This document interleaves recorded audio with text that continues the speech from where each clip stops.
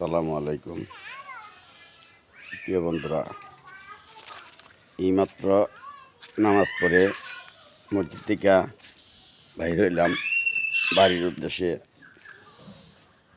যাইতেছি। তো আজকে গ্রামের বাড়িতে আসছি, তো তাই বাইতুল মুকাররম যেতে পারিনি। এই জন্য গ্রামে বড় মসজিদে নামাজ পড়তে হয়েছে। এরপরে এই যে আমার যে জায়গাটা সবজি রাখানোর জন্য, এটা একটু প্রতিষ্ঠান করলাম। এই জায়গাটা দেখে গেলাম, বিকালবেলা মনে করেন চারা লাগামো। এই নিজেরটা নিজেই যতটুকু সম্ভব করি আর কি। অন্তত পক্ষে নিজেকে করলে তো এটা ছেলেমেয়েরা নিজেদের ক্ষেতের থেকে নিয়ে খাইতে পারবে টাটকা, তাই কিছু করতেছি। ধন্যবাদ সকলকে, দোয়া করবেন ইনশাল্লাহ।